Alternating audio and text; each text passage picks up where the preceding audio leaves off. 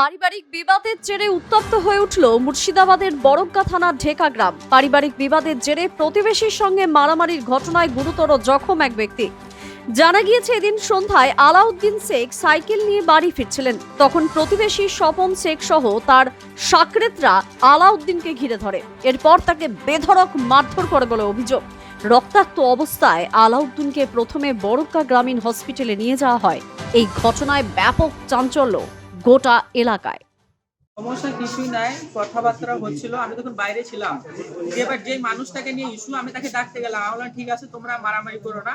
যে মানুষটা তোমাকে মজা লাগিয়েছে, আমি তাকে ডাকতে যাচ্ছি, ঠিক আছে। আমি যেহেতু ডাকতে গিয়েছিলাম, আমার বাবা ওই বাড়িতে ছিল, লেট করছিল, আমি ডেকে নিয়ে আসলাম। যে মানুষটাকে আমি সঙ্গে সঙ্গে নিয়ে আসলাম, তাকে 15 থেকে 20 জন বিশাল মার মেলো। তারপর আমার বাবা সাইকেল নিয়ে আসছিল, 8 থেকে 10 জনায় মানে বুকে আর মাথাতে বিরাট ভাবে আঘাত করে 2 সেকেন্ডের মধ্যে শুয়ে দিয়েছে। এমনি কারণটা কি অ্যাকচুয়ালি? কারণটা ও নাকি বলছে যে আমার ব্যাপারে তুমি নাকি অনেক জনকে বলো যে মারবো, এ করবো, তার কাছে আমার কিছু প্রুফ আছে। আমরা তাহলে সেই প্রুফগুলো দেখাও আমাকে। সেই প্রুফগুলো দেখাতে পারবে না বলে ঝামেলাটা সৃষ্টি করলো। কেসে সে স্বপন। স্বপন কি? স্বপন হচ্ছে আমার স্বপন শেখ, আমাদের গ্রামে বাড়ি, আমার বাড়ির পাশে। ওর বাবার নাম জাব্বার হোসেন। আচ্ছা, এমনি আগে থেকে কি কোনো ঝামেলা ছিল? না স্যার, আগে থেকে তো আমরা একসাথে উঠা বসা করেছি। এমনকি আজকে সকালেও তার সাথে আমি কথা বলেছি। এই সন্ধ্যাবেলাতে এসে দেখছি এরকম অবস্থা করলো। কোনো রাজনৈতিক উদ্দেশ্য? কোনো রাজনৈতিক না, এটা আমি যতটুকু জানি। আপনারা কোনো রাজনৈতিক দলের সঙ্গে যুক্ত? আমরা স্যার মিডিয়াম স্যার, আমরা ব্যাপারে যাই না। উনারা যারা মারধর করেছে? হ্যাঁ, ওরা এখন গ্রামের পয়সাওয়ালা লোক স্যার, আর গ্রামে এখন রাগী মানুষ এরকম। ওরা কি কোনো রাজনৈতিক দল করে?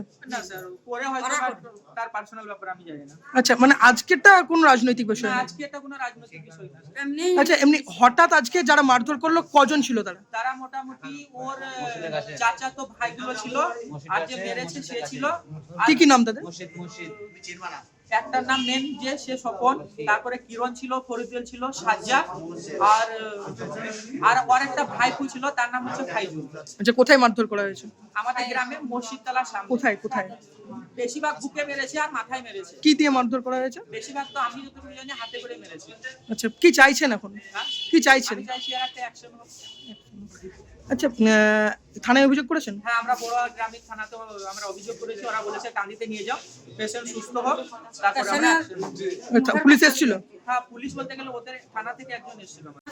এখন মিথ্যা করে বলছি, মোবাইলে কত টাকা ছবি তুলিলে এসেছে, বলছে আমাকে মারার জন্য। এবার মারার জন্য তাই আমি হাতে ধরে বললাম ওই মানুষটা যে বা যদি মারার জন্য হয়, যদি প্রমাণ সঠিক হয় তাহলে সঠিক বিচার এর করবো। তা হঠাৎ এটা ধরে মারতে। আচ্ছা, কার ছবি তুলে নিয়ে এসেছিল? কার ছবি? দাঁড়ান, আপনি দাঁড়ান। কার ছবি তুলে নিয়ে এসেছিল? ছবি মানে ছেলে বলছে কি মারবি ধরবি, এই ছবি একটা মুখ দেখি কারো শুনেছি। কারা বলছে এটা? কে কে? কি নাম?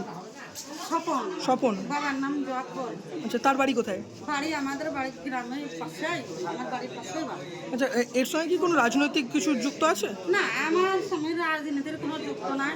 চাষবাস করে খায়, কারো ছুঁচে পাচ্ছে যায় না, এই হিংসা। কজন মিলে মারলো? প্রায় 7 থেকে 8 জন মিলে। আচ্ছা, থানায় অভিযোগ করেছেন? হ্যাঁ, থানায় অভিযোগ করেছেন? থানায় অভিযোগ করেছে, বলেছে হাসপাতালে রিপোর্ট নিয়েছে, সবাই সুস্থ হোক তারপরে। আচ্ছা, কখন ঘটনাটা ঘটলো? ঘটনা 6টা।